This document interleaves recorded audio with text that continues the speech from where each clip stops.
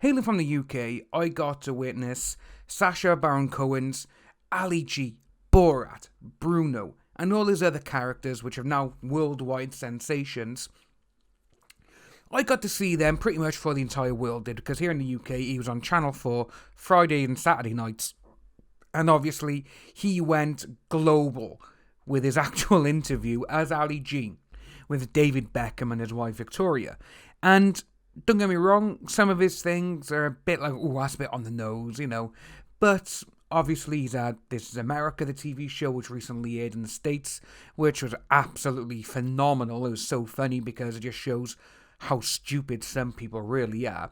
But then you had Borat, which obviously his character Borat, he was going around and his main plan was to kidnap Pamela Anderson, which obviously she was in on the joke but no one else was, and it went ahead and the film was just a huge sensation. Obviously Ali G as well, Ali G in the house.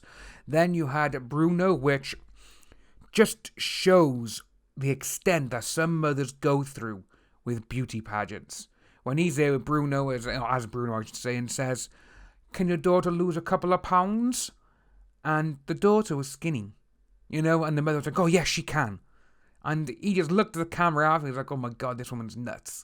It just goes to show how far some people will go. What we got here, we got some movie news, we got 3 separate things.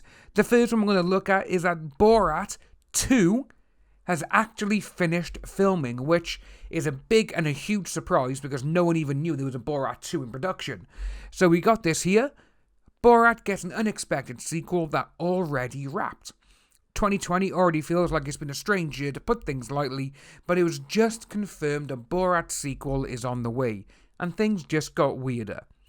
Just last month, there was talk of Sacha Baron Cohen filming an untitled project as his off-the-wall character Borat, and while many have assumed it was something more minuscule, it's being reported that it was actually for Borat 2.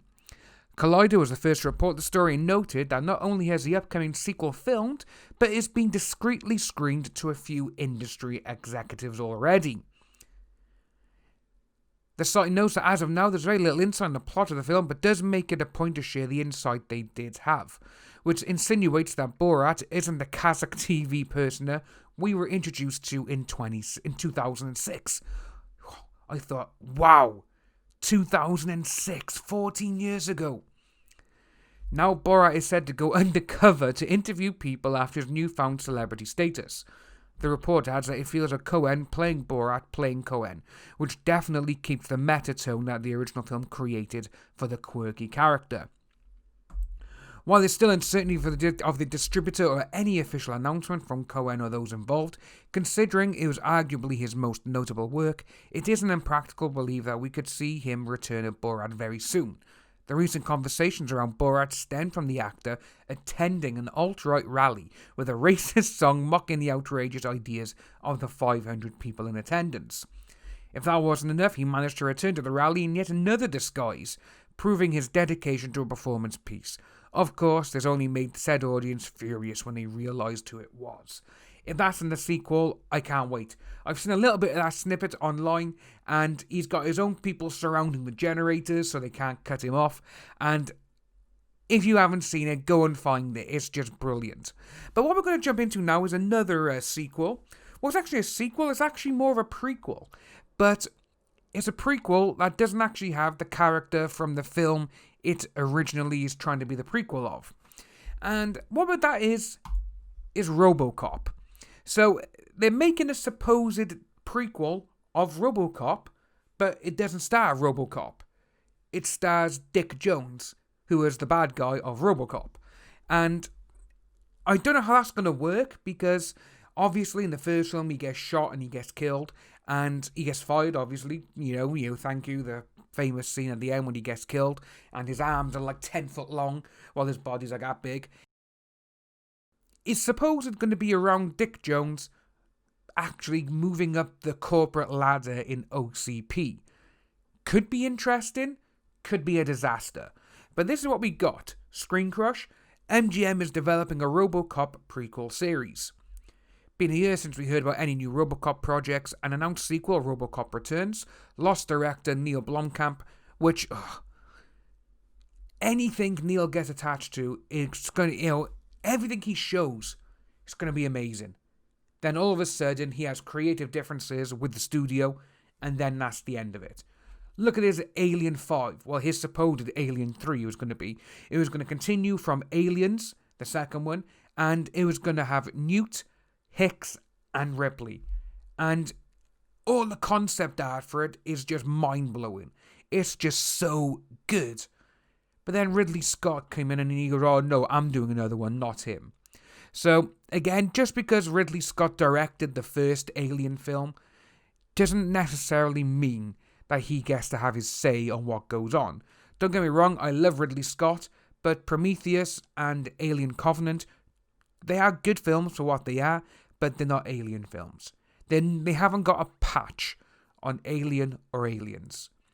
Going on, sorry, we're digressing. We lost him last August. There hasn't been much way of an update since then.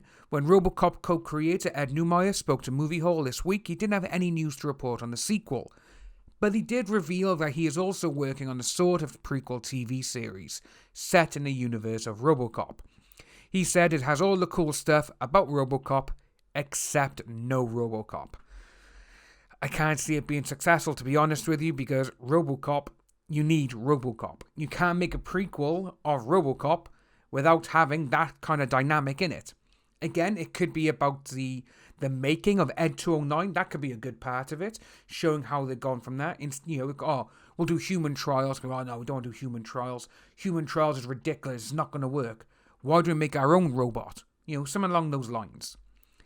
So, it's going to focus on the younger version of Dick Jones, like I said, the villain of the original 87 ROBOCOP, played by Ronnie Cox. Still love that role, it's brilliant. Dick Jones, the Senior Vice President of Omni Consumer Products, OCP, the show would explore how he wound up there. It's fun to work with a young version of the Dick Jones we met in ROBOCOP. He's an actualized corporate predator in the movie, but nobody necessarily starts out being the bad guy. So it's going to be about the evolution of Richard Jones to Dick Jones, the story of OCP and how the world moves into the future and how the corporate world behaves.